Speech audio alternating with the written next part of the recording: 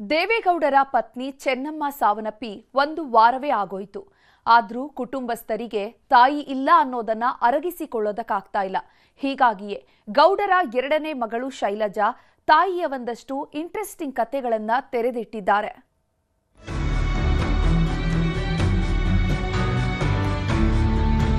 ಅವ್ರು ಹಾಗೇನಾದ್ರೂ ಆದಾಗೆಲ್ಲ ಭಗವಂತ ನನಗೆ ಮುತ್ತೈದೆ ಸಾವನ್ನು ಕೊಟ್ಕೊಡು ಅಷ್ಟೇ, ನಾನು ಇನ್ನೇನು ಕೇಳಲ್ಲ. ಅದಕ್ಕೆ ಅಪ್ಪ ಹೇಳೋರು, ನಿಮ್ಮಮ್ಮ ನನ್ನ ಮಡ್ಲಲ್ಲೇ ಸಾಯ್ಬೇಕು, ಅದೊಂದೇ ನನಗೆ ಆಸೆ ಅಮ್ಮ. ಅರ್ಶಿನ ಕುಂಕುಮ ಹೂವು ಇಡಿಸ್ಕೊಂಡು ಗಂಡನ ಕೈಲಿ ಹೋಗುವಂಥ ಭಾಗ್ಯ ಯಾವ್ದು. 2 ಮೊಮ್ಮಕ್ಳಿಗೊಂದು ಅಕ್ಷತೆ ಹಾಕಿ ನಾನು ಹೋಗ್ಬೇಕು ಅನ್ನೋ ಒಂದು ಆಸೆ ಇತ್ತು. ಅದು ಆಸೆ ಅವ್ರಿಗೆ ನೆರವೇರಲಿಲ್ಲ. ದೇವೇಗೌಡರ ಪಾಲಿನ ಅರ್ಧಾಂಗಿ, ಹಸಿದವರ ಪಾಲಿನ ಅನ್ನಪೂರ್ಣೆ, ತುಂಬು ಕುಟುಂಬದ ಆಲದ ಮರ, ಮಕ್ಕಳಿಗೆ ಮಾದರಿಯಾಗಿ, ನೊಂದವರಿಗೆ ಆಧಾರವಾಗಿ ಸಂಪೂರ್ಣ ಬದುಕು ಮುಗಿಸಿದವರು ಚೆನ್ನಮ್ಮ. ಹೀಗಾಗಿಯೇ ಚೆನ್ನಮ್ಮರ ನೆನಪು ಇಡೀ ಕುಟುಂಬವನ್ನ ಬಿಟ್ಟು ಬಿಡದಂತೆ ಆವರಿಸಿಕೊಂಡಿರುವುದು. ಚೆನ್ನಮ್ಮರನ್ನ ಕಳ್ಕೊಂಡು 1 ವಾರವೇ ಆದ್ರೂ ಇವತ್ತಿಗೂ ಅವರ ನೆನಪಲ್ಲೇ ದಿನ ದುಡ್ತಿರೋದು. ಅದರಲ್ಲೂ ದೇವೇಗೌಡರಂತೂ ಪತ್ನಿ ಅಗಲಿಕೆಯನ್ನ ಈ ಕ್ಷಣಕ್ಕೂ ಒಪ್ಪಿಕೊಳ್ಳೋದಕ್ಕೆ ರೆಡಿಯಿಲ್ಲ. ತಮ್ಮನ್ನ ಒಬ್ಬಂಟಿ ಮಾಡಿ ಹೋಗಿರೋ ಚೆನ್ನಮ್ಮನನ್ನ ನೆನೆಸಿಕೊಂಡು ನಿತ್ಯ ಕಣ್ಣೀರು ಸುರಿಸುತ್ತಿದ್ದಾರೆ. ಕಳೆದ 16 ವರ್ಷಗಳಿಂದ ಹೆತ್ತವರನ್ನ ಮಕ್ಕಳಂತೆ ನೋಡ್ಕೊಂಡಿದ್ದ ದೇವೇಗೌಡರ 2ನೇ ಮಗಳು ಶೈಲಜಾ ಮೊದಲ ಬಾರಿ ಮನಬಿಚ್ಚಿ ಮಾತನಾಡಿದ್ದಾರೆ. ಚೆನ್ನಮ್ಮರ ಬಗ್ಗೆ ಬಹುತೇಕರಿಗೆ ಗೊತ್ತಿರದ ಇಂಟ್ರೆಸ್ಟಿಂಗ್ ಸಂಗತಿಗಳನ್ನ ಎಳೆಯಾಗಿ ಬಿಚ್ಚಿಟ್ಟಿದ್ದಾರೆ. ಅರಿಶಿನ ಕುಂಕುಮ ಇಡ್ತಿದ್ದಂತೆ ನಿಂತಿತ್ತು ಚೆನ್ನಮ್ಮ ಉಸಿರು.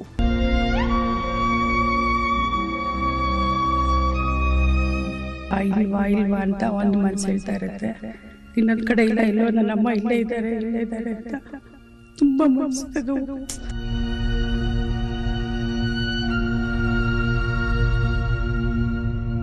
ಚೆನ್ನಮ್ಮ ಬದುಕಲ್ಲಿ ಬಯಸಿದ್ದೆಲ್ಲವೂ ಸಿಕ್ಕಿತ್ತು. ಕೊನೆಗೆ ಸಾವಿನ ವಿಷಯದಲ್ಲೂ ಚೆನ್ನಮ್ಮ ಬಯಸಿದಂತೆಯೇ ಆಗಿತ್ತು. ಯಾಕಂದ್ರೆ ನಾನು ಮುತ್ತೈದೆಯಾಗಿಯೇ ಸಾಯ್ಬೇಕು ಅಂತ ಚೆನ್ನಮ್ಮ ನಿತ್ಯ ದೇವರಲ್ಲಿ ಬೇಡಿಕೊಳ್ತಿದ್ದರಂತೆ. ಅದರಂತೆಯೇ ಮುತ್ತೈದೆಯಾಗಿಯೇ ಕೊನೆಯುಸಿರೆಳೆದಿದ್ರು. ಪತ್ನಿ ಸಾವಿನ ವಿಷಯದಲ್ಲಿ ದೇವೇಗೌಡ್ರಿಗೆ ಒಂದು ಆಸೆ ಇತ್ತಂತೆ. ನನ್ನ ಮಡಿಲಲ್ಲೇ ನನ್ನ ಪತ್ನಿ ಪ್ರಾಣ ಬಿಡಬೇಕು ಅನ್ನೋದು ಗೌಡರ ಆಸೆಯಾಗಿತ್ತಂತೆ. ಅದರಂತೆಯೇ ಚೆನ್ನಮ್ಮ ಉಸಿರು ನಿಲ್ಲಿಸಿದ್ರು. ಗೌಡರು ಅರಿಶಿನ ಕುಂಕುಮ ಇಡ್ತಿದ್ದಂತೆಯೇ ಚೆನ್ನಮ್ಮ ಉಸಿರು ನಿಲ್ಲಿಸಿದ್ರು. ಹೀಗಾಗಿ ನಾನು ಸ್ಪರ್ಶಿಸದೇ ಇದ್ದಿದ್ರೆ ಅವಳಿನ್ನೂ ಉಳಿತಾ ಇದ್ಲು. ಹೀಗಾಗಿ ಚೆನ್ನಮ್ಮ ಸಮಾಧಿ ಇರೋ ಕಡೆ ನಾನು ಇರ್ತೀನಿ ಅಂತ ಕಣ್ಣೀರಿಡ್ತಿದ್ದಾರಂತೆ. ಹೇಳ್ತಿದ್ದದು ಅಂತೆ, ನನ್ನ ಮುತ್ತೈದೆಯಾಗಿ ಸಾಯ್ಬೇಕು ಅಂತ ಹೇಳ್ಬಿಟ್ಟು. ಇವಾಗ ಅದಕ್ಕೆ ಅಪ್ಪ ಹೇಳೋರು, ನಿಮ್ಮಮ್ಮ ನನ್ನ ಮಡ್ಲಲ್ಲೇ ಸಾಯ್ಬೇಕು, ಅದೊಂದೇ ನನಗೆ ಆಸೆ ಅಮ್ಮ ಅಂತ ಹೇಳೋರು. ಅವಳು ಸಾವು ನನ್ನ ಕಣ್ಮುಂದೆ ಆಗಬೇಕು ಅಂತ. ಅರ್ಶಿನ ಕುಂಕುಮ ಹೂವು ಇಡಿಸ್ಕೊಂಡು ಗಂಡನ ಕೈಲಿ ಹೋಗುವಂಥ ಭಾಗ್ಯ ಯಾವ್ದು, ಅದೊಂಥರ ಏನೋ ನನಗೆ ಅದು ಕೋಇನ್ಸಿಡೆನ್ಸು, ಭಗವಂತನ ಒಂದಿದು, ಅದು ನನಗಂತೂ ಗೊತ್ತಿಲ್ಲ. ಈಗಲೂ ನೆನೆಸ್ಕೊಂಡು ಅಳ್ತಾನೆ ಇರ್ತಾರೆ. ಅಲ್ಲವಳು ಅಲ್ಲಿದ್ದಾಳೆ, ನಾನು ಅಲ್ಲಿ ಹೋಗಬೇಕು, ನಾನು ಅಲ್ಲೇ ಇರಬೇಕು, ನಾನು ಮೋಸ್ಟ್ಲಿ ನಲ್ಲೇ ಇದ್ಬಿಡ್ತೀನಿ ಅನಿಸುತ್ತೆ ಅಂತ. ಮೊಮ್ಮಕ್ಕಳ ಮದುವೆಯ ಆಸೆ ಈಡೇರಲೇ ಇಲ್ಲ.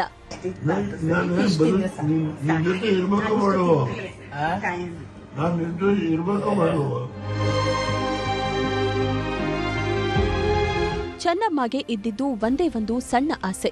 ಅದು ತಮ್ಮಿಬ್ಬರ ಮೊಮ್ಮಕ್ಕಳ ಮದುವೆಯನ್ನ ಕಣ್ತುಂಬಿಕೊಳ್ಬೇಕು ಅನ್ನೋದು. ಇಬ್ಬರು ಮೊಮ್ಮಕ್ಕಳಿಗೆ ಅಕ್ಷತೆ ಹಾಕಿದ್ರೆ ನನ್ನ ಆಸೆ ತೀರಿದಂತಾಗತ್ತೆ ಅಂತ ಸದಾ ಹೇಳ್ತಿದ್ರಂತೆ.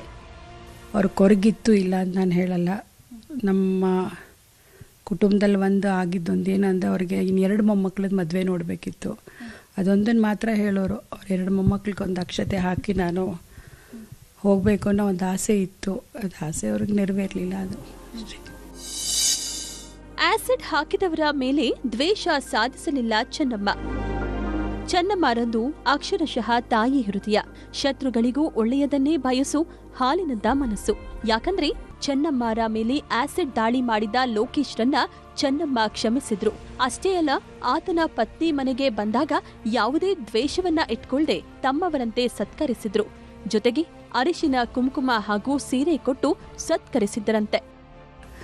ಯಾವ ವ್ಯಕ್ತಿ ನಮ್ಮ ಅಮ್ಮಂಗೆ ಹಾಕಿದ್ರು ಅದೇ ವ್ಯಕ್ತಿ ಹೆಂಡತಿ ಮದುವೆ ಆದಿ ನಮ್ಮ ಮನೆಗೆ ಬಂದಿದ್ರು. ನಮ್ಮಮ್ಮ ನೋಡೋಕ್ಕೆ ಅಂತಾನೆ ಬಂದರು. ಅಂಥ ವ್ಯಕ್ತಿ ಬಂದಾಗಲೇ ನಮ್ಮ ಮನ್ಸಿಗೆ ಅದನ್ನು ಅಕ್ಸೆಪ್ಟ್ ಮಾಡ್ಕೊಳ್ಳೋಕ್ಕೆ ಆಗಲ್ಲ. ಅಂಥದ್ರಲ್ಲಿ ಇವರೇ ತೊಗೊಂಡೋಗಿ ಅವ್ರಿಗೆ ಕಾಫಿ ತಿಂಡಿ ಎಲ್ಲ ಕೊಟ್ಬಿಟ್ಟು ನಾನು ಕುಂಕುಮ ಕೊಡಬೇಕು ಸೀರೆ ಕೊಡ್ತೀನಿ ಅಂತ ಹೇಳಿದ್ರೆ ಎಷ್ಟು ಜನಕ್ಕೆ ಆ ಭಾವನೆ ಬರುತ್ತೆ ಹೇಳಿ. ಅವರೇ ಕುಂಕುಮನೂ ಕೊಟ್ಬಿಟ್ಟು ಕಳಿಸ್ಕೊಟ್ರು. ಪ್ರಜ್ವಲ್ ಬಗ್ಗೆ ಸದಾ ಕೇಳ್ತಿದ್ದರಂತೆ ಚೆನ್ನಮ್ಮರಿಗೆ ಮೊಮ್ಮಗ ಪ್ರಜ್ವಲ್ ಅವರ ಬಗ್ಗೆ ಯಾವೊಂದು ವಿಷಯವೂ ಗೊತ್ತಿರಲಿಲ್ಲ. ಅರೆಸ್ಟ್ ಆಗಿದ್ದು ಗೊತ್ತಿತ್ತು, ಆದ್ರೆ ಯಾಕೆ ಅಂತ ಗೊತ್ತಿರಲಿಲ್ಲ. ಆರೋಗ್ಯ ತುಂಬಾ ಕ್ಷೀಣಿಸೋದಕ್ಕೆ ಶುರುವಾದಾಗಲೂ ಪ್ರಜ್ವಲ್ ಬಗ್ಗೆ ಕೇಳ್ತಿದ್ದರಂತೆ.